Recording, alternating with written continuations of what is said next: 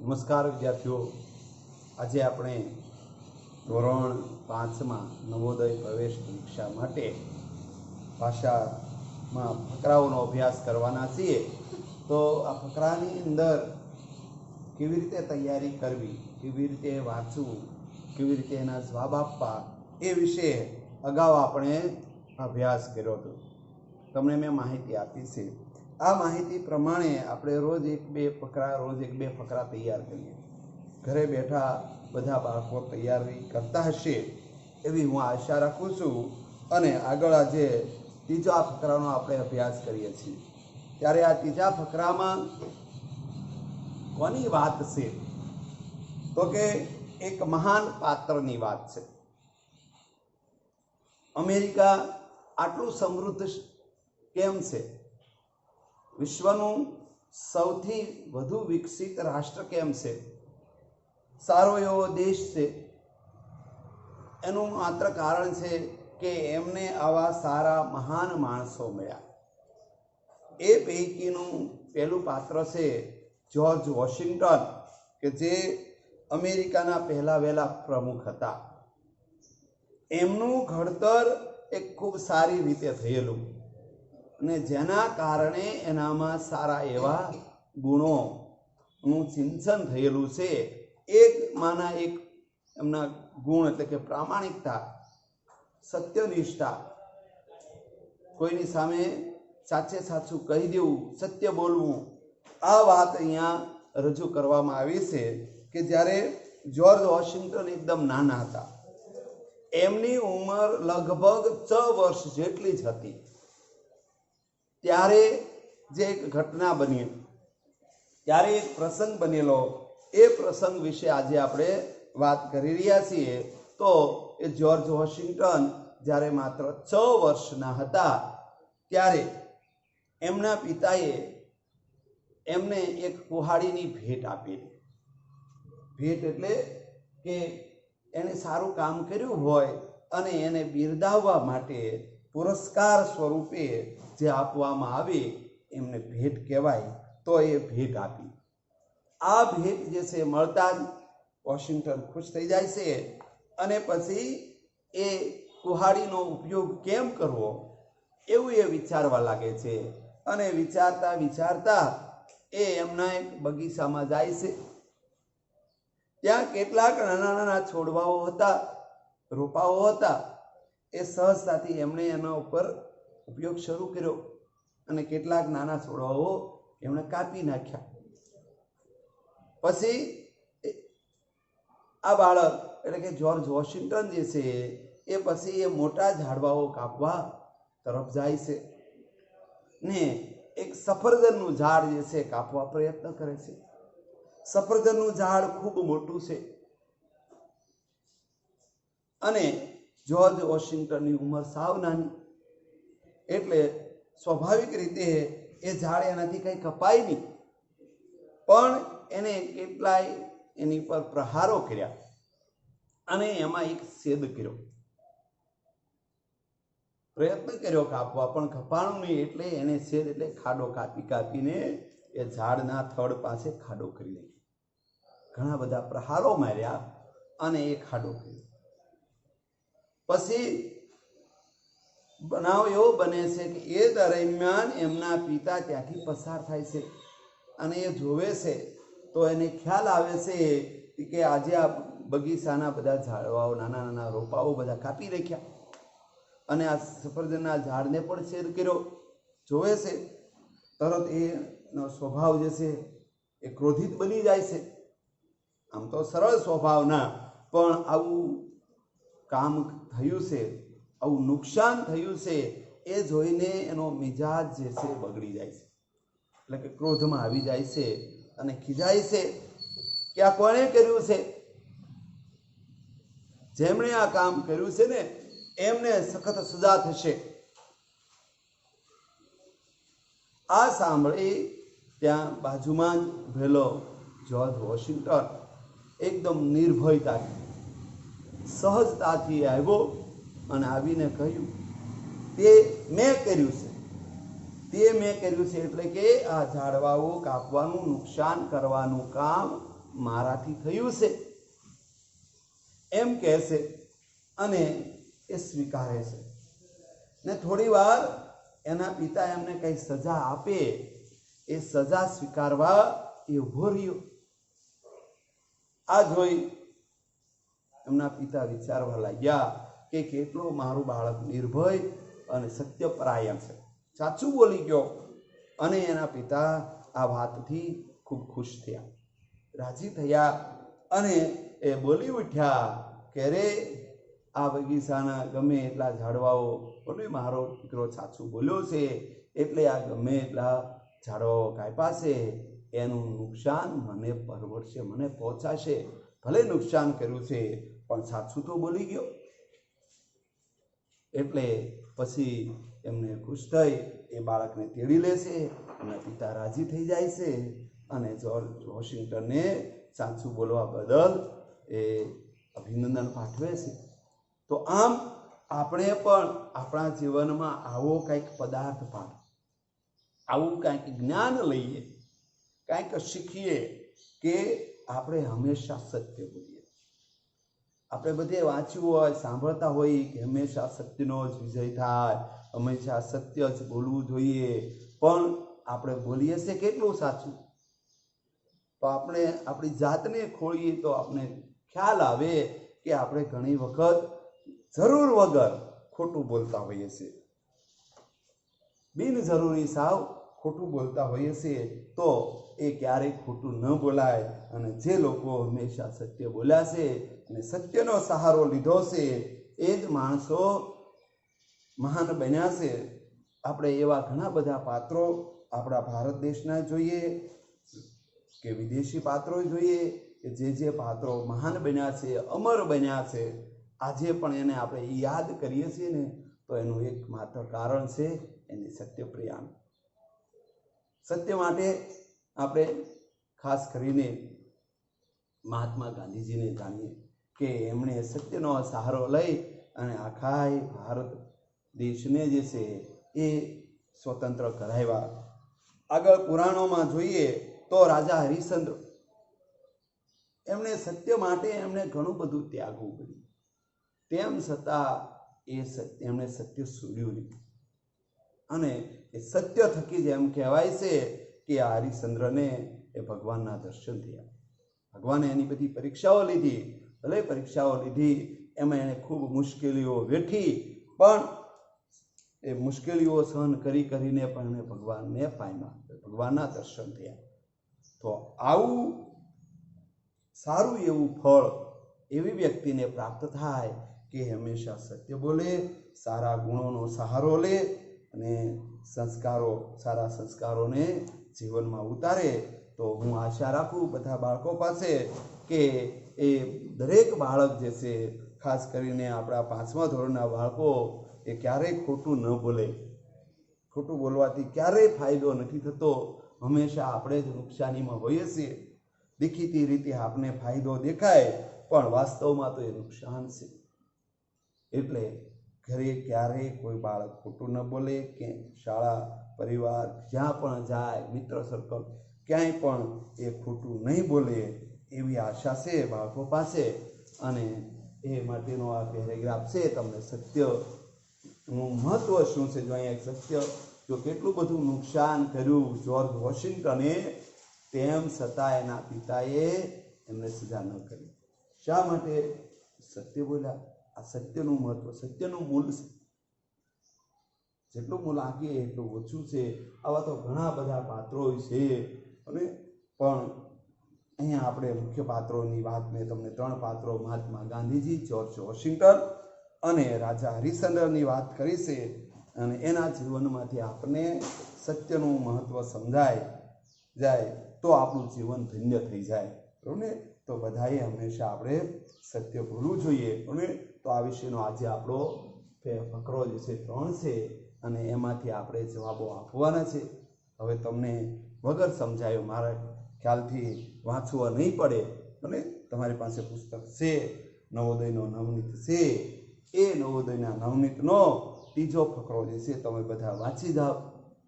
અને પછી અને થોડી વાર અટકાવી દેવાનો, વિડીયો ચાલતો હોય તો અટકાવી દેવાનો અને એકવાર પેરેગ્રાફ વાંચી જવાનો. એટલે ધ્યાનથી વાંચવાનો, પાછો કંઈ વાંચવા ખાતર નજર નહીં ફેરવવાની, એને સમજતો જવાનો, બીજાને સમજાવતો જવાનો ને વાંચવાનો છે. એટલે એકાગ્રતાથી ધ્યાનપૂર્વક દરેક વિદ્યાર્થી વાંચે.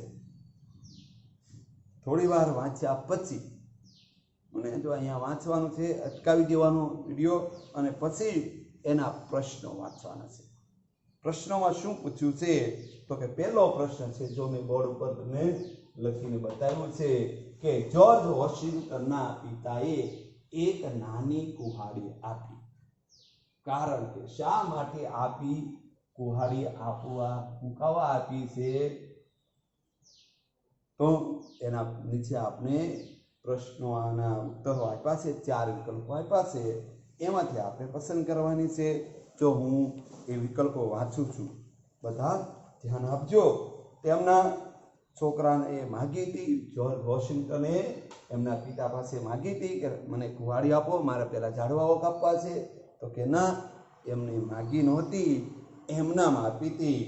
તેનાથી તે વૃક્ષો કાપે તેમ તે ઈચ્છતો હતો. અગાઉ એની ઈચ્છા નહોતી, આ તો એમને મળી એટલે એના ઉપર એને પ્રયોગ કર્યો હતો, ઉપયોગ કર્યો હતો. બાકી એ ઈચ્છતો નહોતો. તેઓ તેમને ભેટ આપવા માંગતા હતા. એ બિલકુલ સાચો જવાબ છે, સી. ઉપર લખી શકાય તમે અને લખો તમે કે તેઓ તેમને એક ભેટ આપવા માંગતા હતા.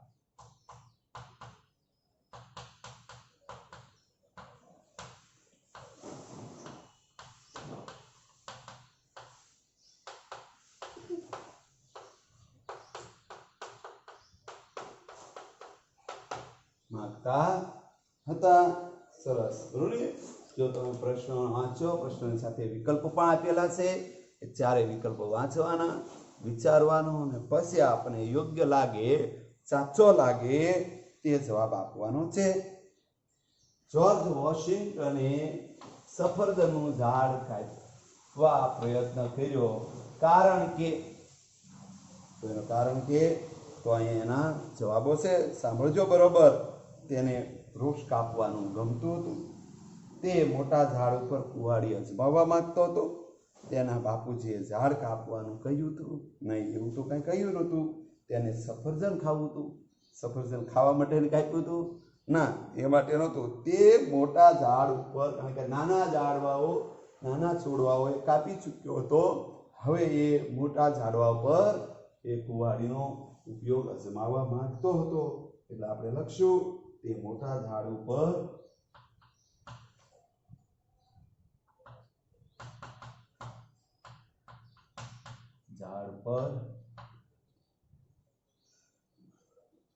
કુહાડી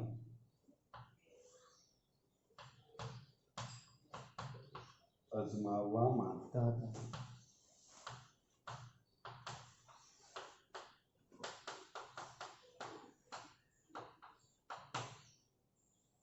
બરોબર. હવે ત્રીજા પ્રશ્નનો જવાબ જોશું આપણે.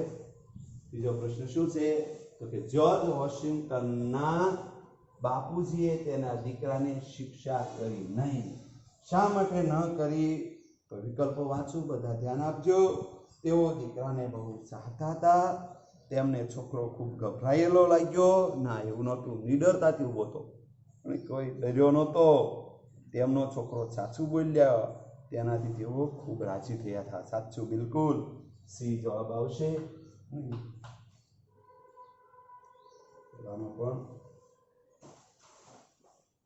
બી આવશે, બી કરતી વધારે અહીંયા સી આવશે. તેમનો છોકરો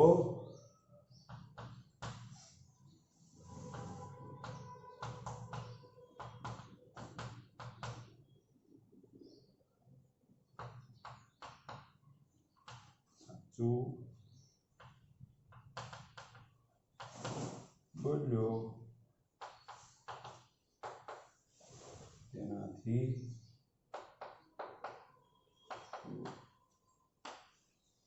ખૂબ રાજી થયા.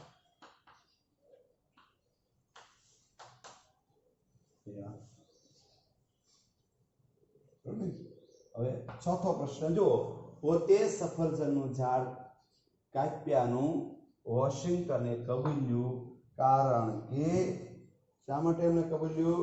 તો કે તે સાચું બોલતા ગભરાતો ન હતો, તે બતાવવા માંગતો હતો કે તે ઉપાડી વાપરી જાણે છે એવું નહોતું, તે તેના બાપુજીથી બીતો ન હતો એવું ન હતું, તે અમેરિકાનો પહેલો વહેલો પ્રમુખ હતો એ તો એને બાળપણમાં ક્યાંથી ખબર હોય, તે સાચું બોલતા ગભરાતો નહોતો. શું આવશે? એ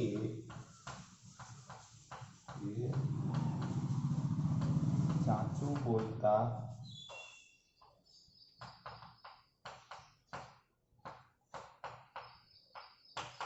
ગભરાતો ન હતો.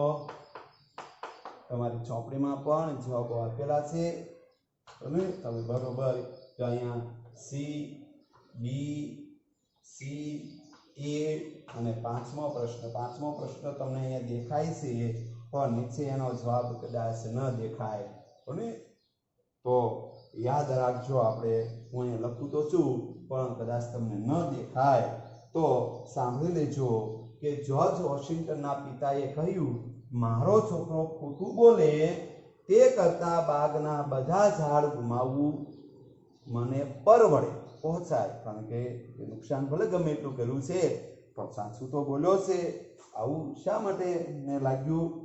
તો કે ઝાડ છે જે વહાલા ન હતા, વહાલા તો ખૂબ હતા, સત્ય સૌથી વધુ ગમતું હતું, સાચું એને સત્ય વધુ ગમતું, બીજી કોઈ વસ્તુ કરતા વૃક્ષો ખૂબ ગમતા હતા, કોઈને પણ શિક્ષા કરવી ન હતી, એને સજા કરવી હતી, પણ સાચું બોલ્યો ને એ એમને ગમ્યું.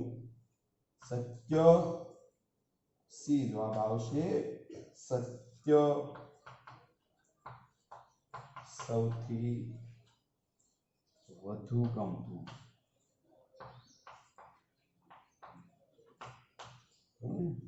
જો અહીંયા લખ્યું છે, જો અહીં ઘણી વાર તમે એમ કહી શકો સાહેબ અમે પાછળના જવાબો જોઈ લઈએ, પણ પાછળના જવાબોમાં કંઈક ને કંઈક ક્યાંક ભૂલ હોય છે.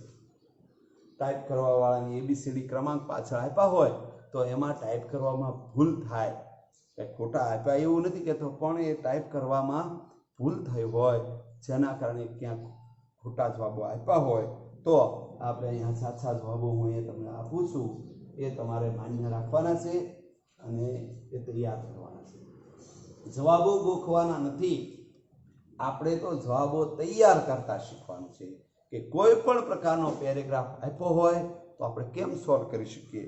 પરીક્ષાની અંદર આમાં ચોપડીમાં આપેલા પેરેગ્રાફમાંથી જ પરીક્ષામાં પૂછાશે એવું નહીં. ધોરણ 6 પ્રવેશ પરીક્ષા, નવોદયની જે પ્રવેશ પરીક્ષા છે એની અંદર પેરેગ્રાફો નવા જ હોય છે. ત્યાર સુધી અમે જોયું છે તો પેરેગ્રાફ બિલકુલ નવા તૈયાર કરીને આપ્યા હોય અને એમાંથી પ્રશ્નો પૂછતા હોય, એટલે આપણે એ બિલકુલ જે છે એ પાકા કરવાના નથી, ગોખવાના નથી.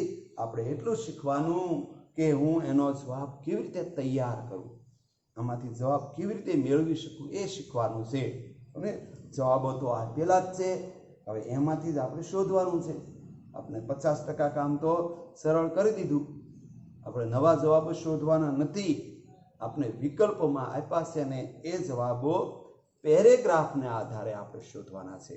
એટલે એ તો તમને બધાને આવડી જ જાય. એટલે બરોબર તમે ધ્યાન રાખજો. આજે આપણે જો આ પેરેગ્રાફ તૈયાર કરાવ્યો છે એ પેરેગ્રાફ તમારે ના પ્રશ્નો અને એના જવાબ લખવાના છે. આગળ પણ નવા પેરેગ્રાફો તમારે તૈયાર કરવાના છે.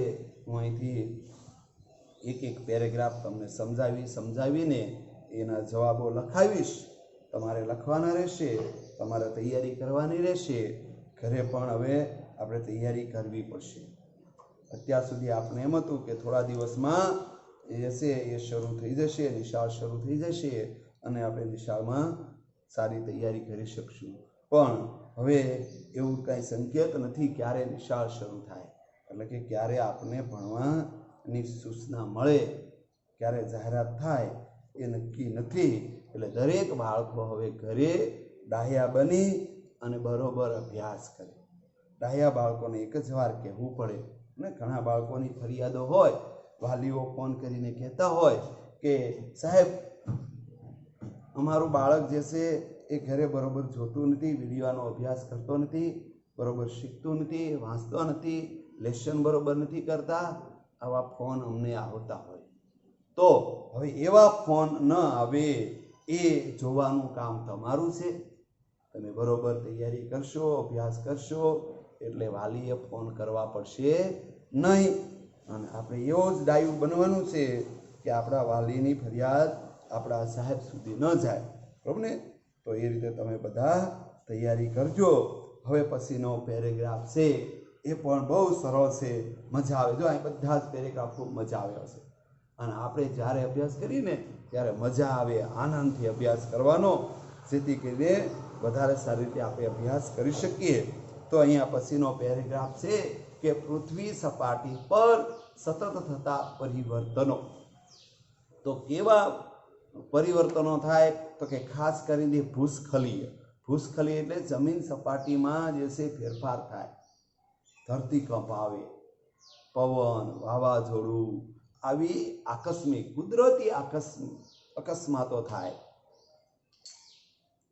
તો એ કુદરતી રીતે કંઈક ફેરફાર થાય ત્યારે આખી ધરતીમાં ફેરફાર થાય. તો કેવા પ્રકારનો ફેરફાર થાય?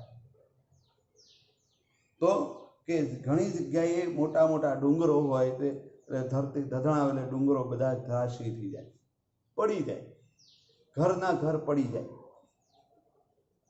સાવ બંજર જગ્યા થઈ જાય અને એ બંજર જગ્યામાં પછી કાંઈ માણસ વસ્તી ન રહી શકે એવી સામાન્ય સપાટી થઈ જાય. કેટલીક વખત એવું બને કે જમીનના પેટાળમાંથી અંદર ગરમીના કારણે જે છે જમીન જે છે ફાટે, ઊંચી થાય, અને ઊંચી થાય એટલે ત્યાં પર્વતો થઈ જાય. એટલે કે દરિયાઈ સપાટીમાં ઘણીવાર પર્વતો થઈ જાય. આપણે જોયું છે ને દરિયાની અંદર ઘણા બધા જે છે ટાપુઓ આવેલા છે, બેટ આવેલા છે. એ બેટ પણ આવી જ ઘટનાઓને કારણે થયેલા છે, કુદરતી ઘટના બની છે કે જેના કારણે અંદરથી પર્વત બહાર આવ્યો છે અને ત્યાં જે છે એ પછી એ ઊંચાણવાળો પ્રદેશ થઈ ગયો, દરિયાઈ સપાટીની વચ્ચે ઊંચાણવાળો પ્રદેશ થઈ ગયો અને ત્યાં માનવ વસ્તી રહેવા લાગી. આપણો પેલો હિમાલય, ત્યાં પણ ઘણા બધા અત્યારે તમે જાઓ ને તો એ ડુંગરા ઉપર રેતી, નાની નાની રેતી, સીપલીઓ, ઓલા ઘૂઘાઓ, આવું બધું જોવા મળે. કેમ? તો કે એ હિમાલય આખો એક વખત કદાચ દરિયાની સપાટી તળિયે હશે એવું માનવામાં આવે છે.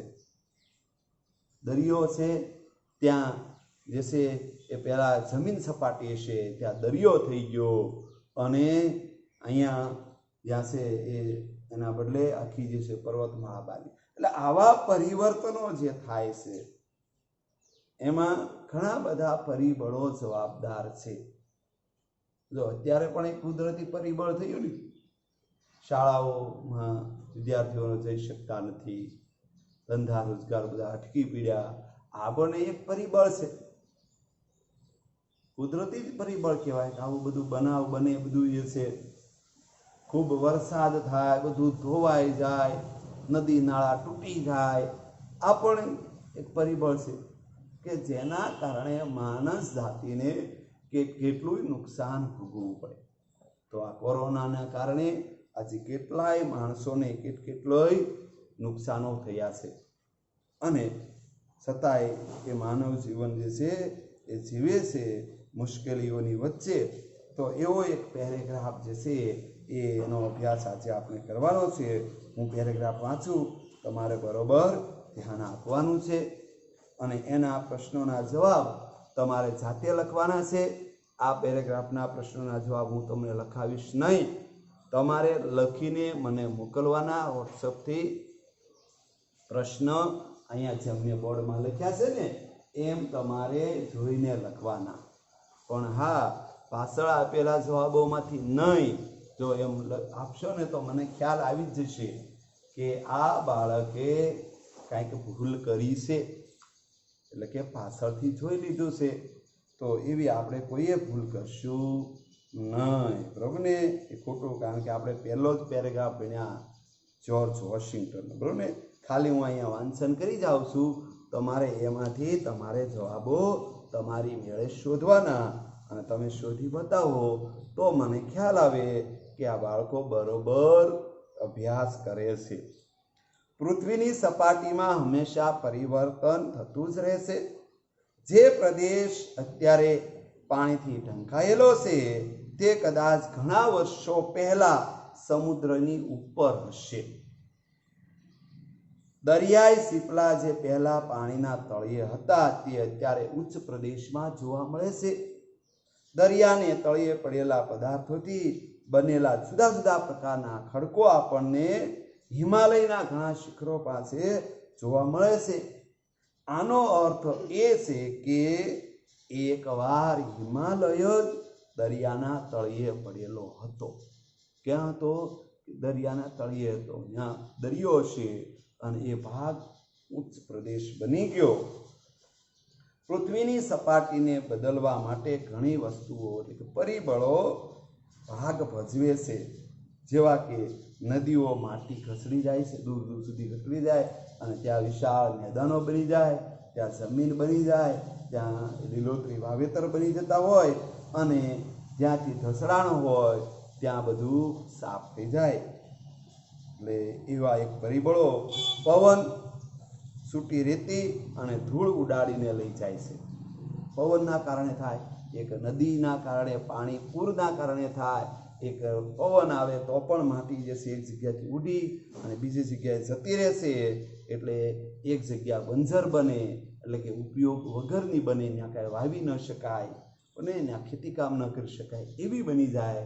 તો બીજી જગ્યાએ જ્યાં જાય છે ત્યાં વળી પાછી એ ફળદ્રુપ જમીન પણ બની જાય. કેટલીક વાર પૃથ્વીની સપાટીનો ભાગ ઊંચો ઉઠે છે, ધરતીની અંદરથી જ ભાગ ઊંચો આવે, ઉપર આવે, જેના કારણે પણ એવું બનતું હોય છે. જ્યારે કેટલીક વાર ધીમે ધીમે સરકે છે, કેટલીક વાર ઝડપથી સરકે, કેટલીક વાર ધીમે ધીમે સરકે. આ ક્રિયા ઘણી વાર બને છે અને ખૂબ ધીમે ધીમે પૃથ્વીની સપાટીમાં ફેરફાર થતો રહેશે. પણ કોઈ વાર જ્યારે ધરતીકંપ થાય ત્યારે વળી પૃથ્વી સપાટીની માં ઝડપથી ફેરફાર થાય છે. ક્યારેક ધીમે ધીમે તો ક્યારેક ઝડપથી ફેરફાર થતા હોય છે. અને મેં અહીંયા જેમ વાંચ્યો છે ને એમ તમે પણ ધ્યાનપૂર્વક વાંચજો અને એના તમારે જવાબો આપવાના છે. અને તો ચોથો પેરેગ્રાફ જવાબ તમારા સિરે છે. હું અહીંયા 3ના જવાબો મેં તમે લખ્યા છે. આવી રીતે લખીને તમે મને મોકલજો એવી હું તમારા બધા પાસે આશા રાખું છું.